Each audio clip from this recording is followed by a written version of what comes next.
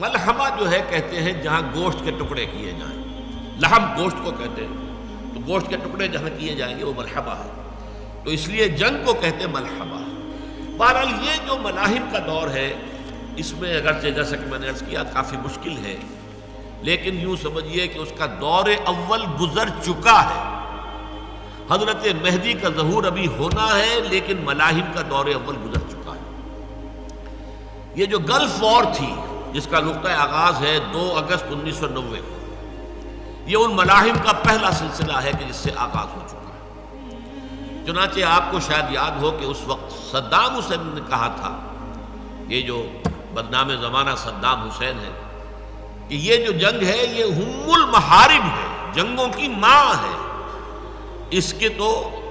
کے بطن سے اب جنگوں کا ایک سلسلہ جو ہے برآمد ہوگا۔ ظاہر بات ہے وہ کتنا ہی برا انسان ہے جو بھی ہے، عرب تو ہے نا آخر، لہٰذا ان چیزوں پر اس کی نگاہ ہے۔ بلکہ میں نے اس زمانے میں بتایا بھی تھا، میں امریکہ میں تھا ان دنوں، جبکہ غالباً جان رادر جو ہے ایک بہت بڑا جو انٹرویو لینے والا ہے امریکن ٹیلی ویژن کا،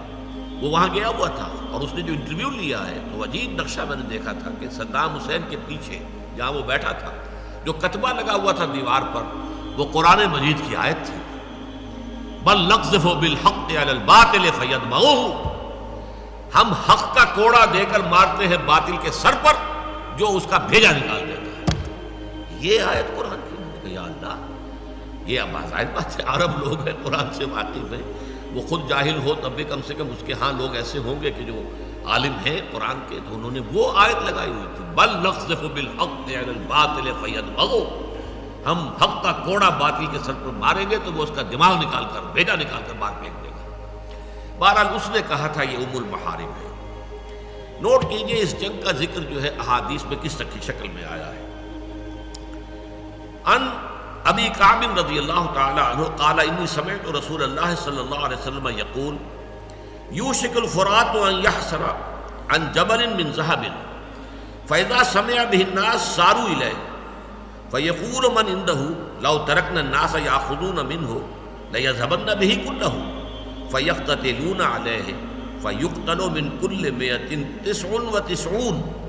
یہ صحیح مسلم کی روایت ہے کتاب الفتن سے، کہ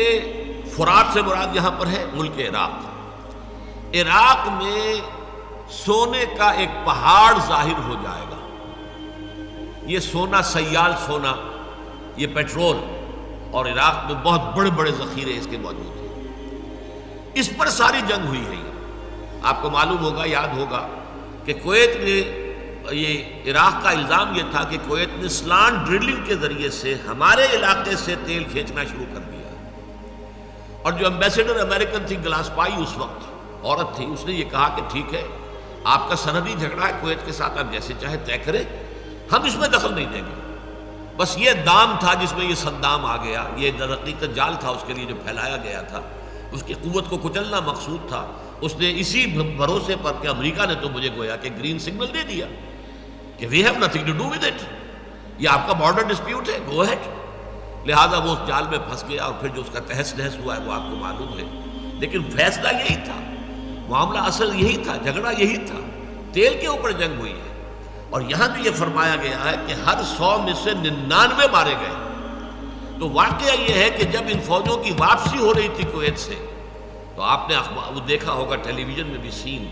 کہ پوری سڑک جو ہے کویت سے لے کر آ کے بغداد تک جو ہے اسے قبرستان بنا دیا گیا۔ تمام ٹینک، تمام لاریاں، تمام ٹرک، تمام کاریں جس طریقے سے وہ تہس نہس کی گئی ہیں، ایک ایک شخص مرا ہے۔ ان میں سے میں سمجھتا ہوں کہ حدیث کے یہ الفاظ بالکل درست ہیں کہ 99% لوگ مارے گئے۔ اصل بھرکس جو نکلا ہے در حقیقت، کیونکہ جب وہ اپنی فوجوں کو واپس لے کر چلا ہے کویت سے، تو ابھی اگر واپس لے کے چلے جاتے تو ظاہر بات ہے کہ اس کی قوت تو انٹیکٹ رہ جاتی، حالانکہ جھگڑا تو ختم ہو گیا تھا۔ اگر اس نے کویت پر قبضہ کیا تھا، وہ کویت کا قبضہ چھوڑ کر جا رہا تھا۔ اب اگر جنگ کی گئی تھی کویت کو آزاد کرانے کے لیے، تو اب اس کے اوپر بمباری کرنے کا جواز تو نہیں رہا تھا۔ لیکن اب یہی بات تھی کہ چونکہ اصل مقصد یہ تھا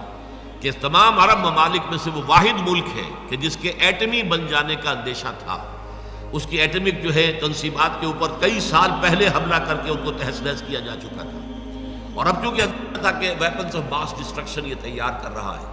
لہذا اس کو تہس نہس کرنا تھا اسرائیل کے تحفظ کے لیے۔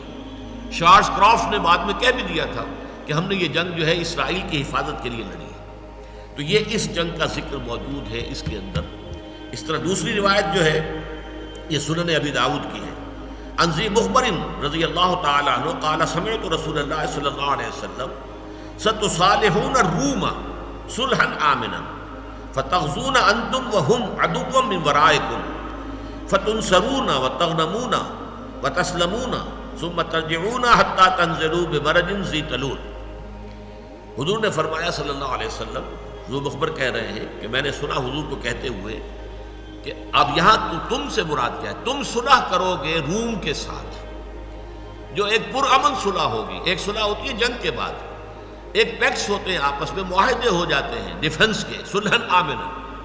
تو تم معاملہ کرو گے رومیوں کے ساتھ، گویا کہ عربوں سے کہا جا رہا ہے۔ یہ آج کا سعودی عرب اور جو اس کا اتحاد ہے امریکہ کے ساتھ،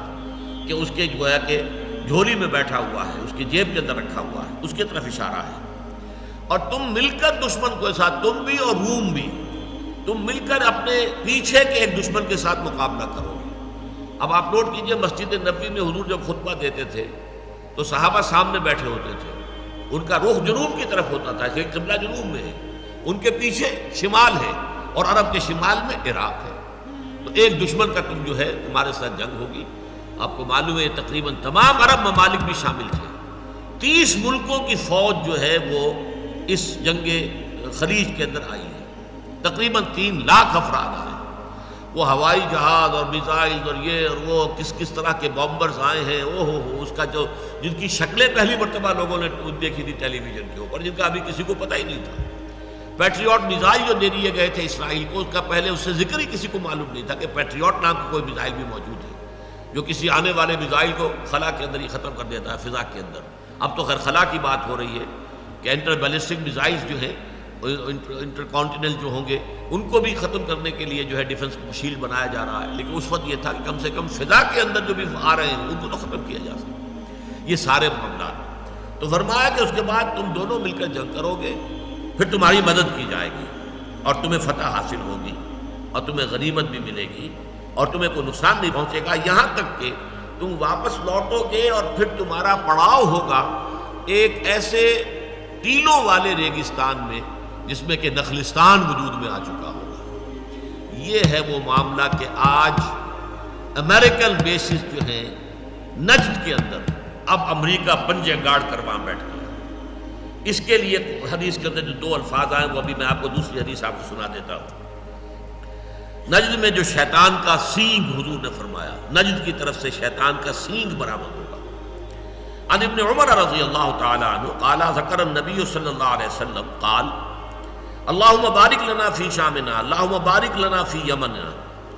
قالوا وفی نجدنا۔ حضور نے ایک مرتبہ کہا، اے اللہ برکت ڈال دے ہمارے ملک شام میں، اے اللہ برکت ڈال دے ہمارے ملک یمن میں۔ لوگوں نے کہا حضور نجد کی بات بھی کیجئے اور ہمارے نجد میں۔ آپ خاموش رہے، آپ نے دوبارہ انہی 2 کا ذکر کیا، پھر کہا گیا حضور نجد میں، پھر آپ خاموش رہے، تیسری مرتبہ کہا گیا تو حضور نے تیسری مرتبہ کے بعد فرمایا کہ ہونا کا زلازل والفتن وبہا یطلع قرن الشیطان۔ یہ بخاری شریف کی روایت ہے کتاب الفتن میں۔ وہاں تو زلزلے آئیں گے، فتنے اٹھیں گے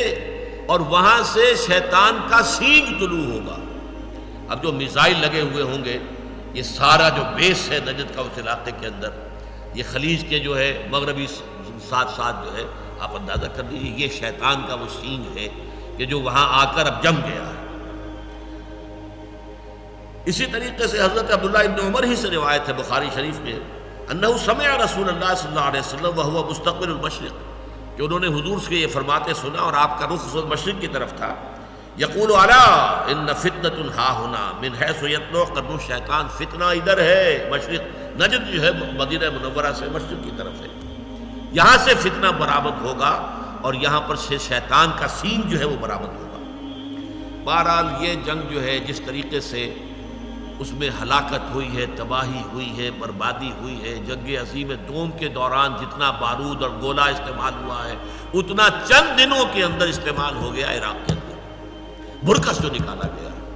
اب اس کا ذکر جو ہے تو احادیث کے اندر میں اب نہیں جا سکتا زیادہ تفصیل میں، بلکہ یہ کہ میں تو نوٹ کر کے لایا تھا کہ یوحنا جو حواری تھے حضرت مسیح علیہ السلام کے، ان کے جو مکاشفات ہیں، جو revelations, book of revelations of Jones revelations, یہ آخری باب ہے انجیل کا، تورات کا، یوں سمجھیے ٹیسٹمنٹ، اولڈ ٹیسٹمنٹ اور نیو ٹیسٹمنٹ، تو نیو ٹیسٹمنٹ کا آخری باب یہ ہے، اس میں جو نقشہ کھینچا گیا ہے، تو واقعہ یہ ہے کہ میں اچھا ہے آپ کی دلچسپی کے لیے پڑھ کے سنا دوں کہ وہاں جو ان کے مکاشفے کے اندر آیا کہ جو تباہی ہونے والی ہے، اور مجھے اس رویا میں گھوڑے اور ان کے ایسے سوار نظر آئے جن کے بختر آگ اور سنبل اور گندھک کے سے تھے،